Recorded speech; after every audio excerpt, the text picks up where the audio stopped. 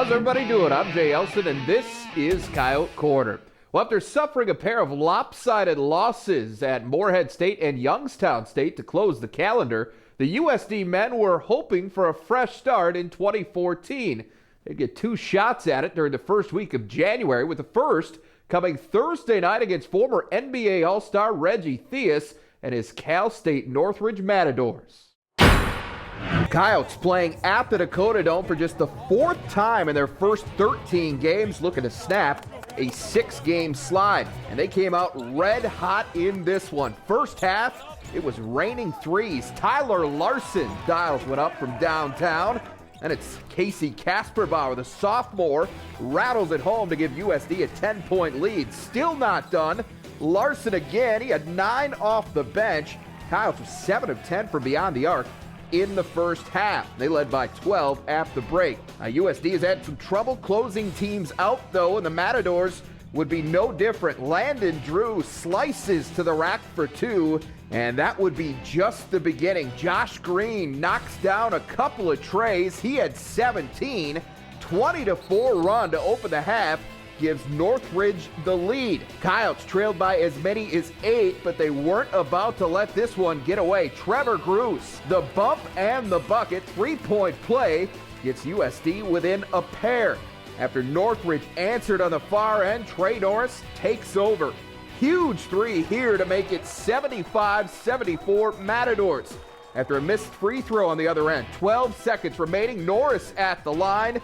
Hits both free throws to give the Coyotes the lead. Norris at a season-high 20 points. Northridge would get 2 more cracks at it in the final seconds, but Drew gets denied by Tyler Flack at the buzzer, and the streak is over. Coyotes come back to win a nail-biter 76-75 over Cal State Northridge. Norris had 6 assists to go along with those 20 points. Coyotes also got 13 for Brandon Boss and 11.7 rebounds from Trevor Gruce. Our focus was there tonight, which is what we needed, and we were able to finally close out a game. We've been in so many close games recently that we haven't been able to close out, but we were able to get this one, so it's huge for us going forward. Coyotes look to secure back-to-back wins for the first time this season on Saturday afternoon against Iowa Wesleyan. And USD would get off to another fast start off the pick and roll. Brandon Boss to Trevor Gruce for the slam. Gruce was 7 of 8 from the floor, 15 points, 6 rebounds. Yotes continue to run from there. Trey Norris running the break, finds Tavian Pomley for the transition 2. 10-2 spurt to open the game for USD. Tigers just trying to stay in the game at this point. Murray Schwengels with a long 2, team high 13 for him. Wesleyan, though, still down 15 and counting.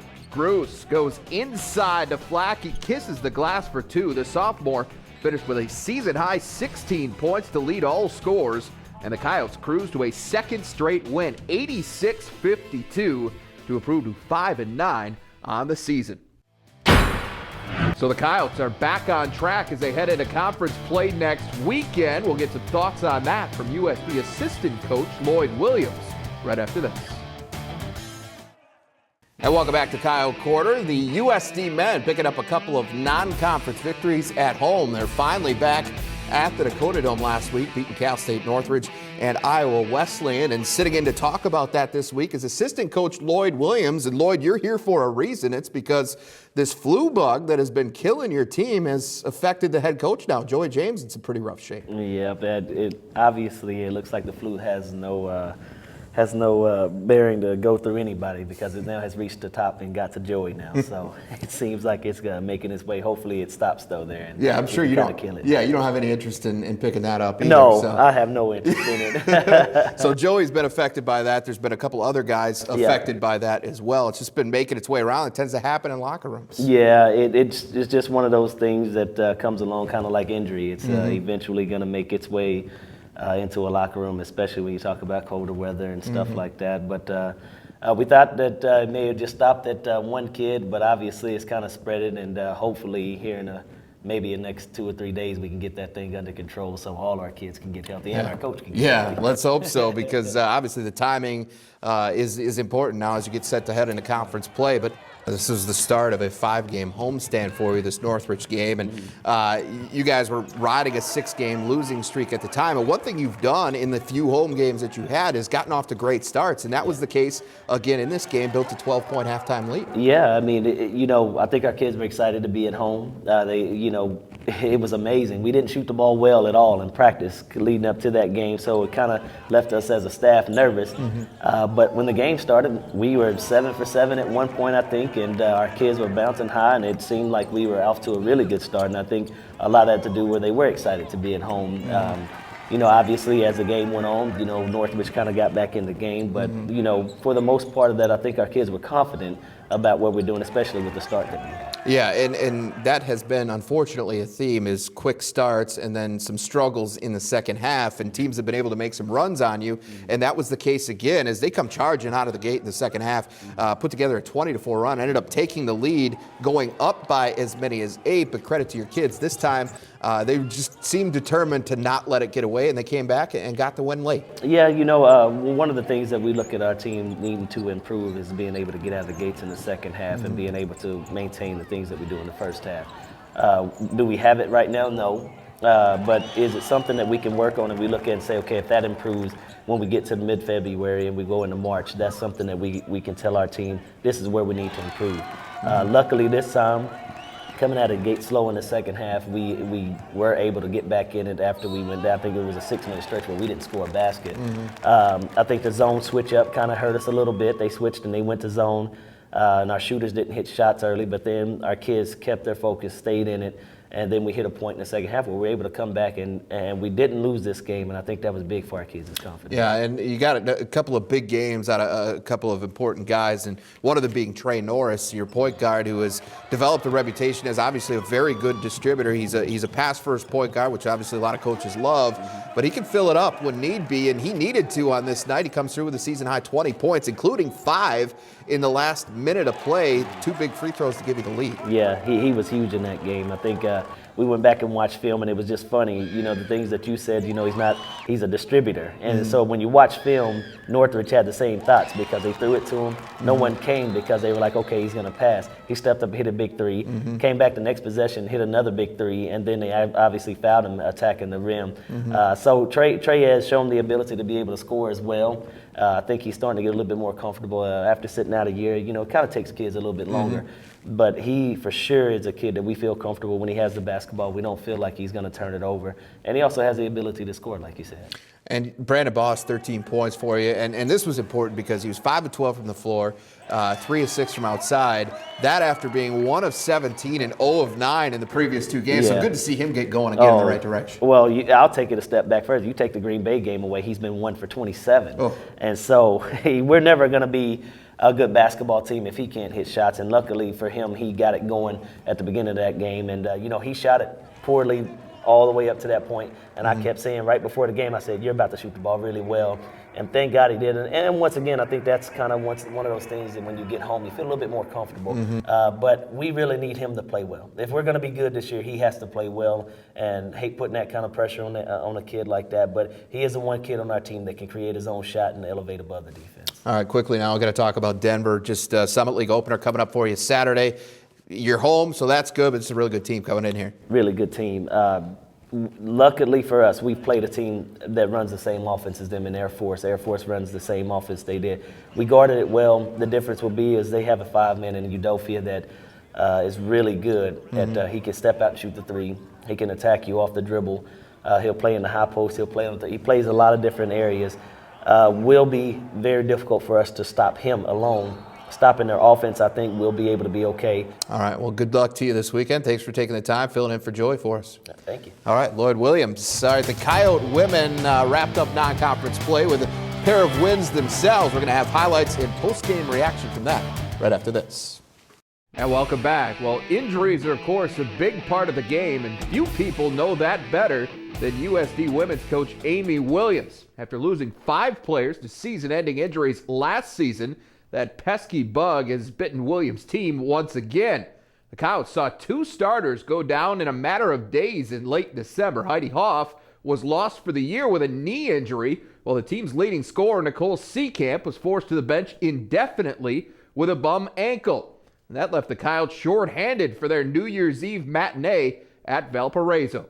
Taylor Moore, making her first career start in place of the injured Seacamp, knocks down the triple, and that helped get USD going. Maddie White takes a turn. Coyotes hit 7 threes in the first half, led by 7 at the break. Second half, USD starts to make some hay inside. Jayla Jackson right to the rim. She had a career-high 9 points off the bench. 53-44 Coyotes. But the Crusaders wouldn't go away. Sheree Richardson connects for 3 of her 13. Then it's Liz Horton from the exact same spot, and Velpo is right back in it, down just 4. But threes were the theme of the day, and Contreras delivers the dagger right here. She finished with a game-high 19 points, and USD goes on to win it by 11. 81-70 is your final. No Seacamp again on Saturday as the Coyotes hosted Cleveland State for their non-conference finale. Rachelle Contreras has picked up some of the scoring slack in Seacamp's absence, and she did it again early in this one. The JUCO transfer knocks down a pair of early threes. She had 8 points less than 4.5 minutes into the game. Vikings not afraid to let it fly themselves. Kirsten Green knocks down the triple. Cleveland State tried 17 threes in the first half alone and made 5 of them. Coyotes, meanwhile, getting some nice play off the bench. Maddie White finds Taya Heemiller for 3. The sophomore had her first collegiate double-double, 13 points, 10 boards, and the Yotes were up 6 at the half. Visitors take control early in the second. Green slices to the rack for 2. She led all scorers with 26, and Cleveland State takes a 1-point lead. Coach Williams not happy, and her team responds out of the timeout. Margaret McLeod around the defender and scores. Another assist for White. She had 4 of those on the day. Next time down, it's McLeod again, this time from Arndt. She scored 10 of her team-high 17 in the second half. And the Coyotes win for the 7th time in 8 games, 74-70 the final. USD wraps up non-conference play with a record of 9-6. I think that we are a pretty good offensive team on given nights, and we have some weapons that can hurt you, but we have got to find a way to commit to becoming a better defensive team if we want to make any kind of run or progress in our conference. Amy Williams likes where her team is sitting right now, but says there's still plenty of room for improvement. More on that with the Coyotes head coach next. And welcome back to Coyote Corner, joined now by head coach of the USD Women, Amy Williams. And Amy, lots to talk about this week, and we want to start with the injury situation. Now, I know you guys dealt with that a lot, maybe more than most, last year with 5 players going down with season-ending injuries. And to this point, this year you had remained relatively healthy, but toward the end of December, it got you again. Yeah, I think the difference between 1 year ago and this year is just all those injuries 1 year ago came before the season really even began. So we never got kind of used to having someone in the rotation. We had to kind of get used to, from the very start, what we had for a rotation. It's been a little bit just a different challenge for us this year to have to adjust. When you start to kind of lean on and get used to a rotation with kids, and then boom, all of a sudden they're out of the lineup, it's just kind of a different challenge and a little bit tougher to kind of bounce back from. But I thought our team really handled that pretty well this last week and had a lot of people step up to the plate. Now the players that are gone or missing in action right now for you, Heidi Hoff, a starter, went down with a knee injury against the College of St. Mary. So she's missed the last few games. And Nicole Seacamp suffered an ankle injury in warm-ups before the Nebraska game, and her timetable is a little less certain. Yeah, we're just playing it day by day with Nicole. It's just, unfortunately one of those injuries that just is not healed as quickly as we were hoping. But we're trying to not take any chances there and play it kind of safe and try to get her a lot stronger before we throw her back into the mix. But certainly our team has done a pretty good job of adjusting, and when you lose a player like Heidi Hoff out of your lineup for the entire season.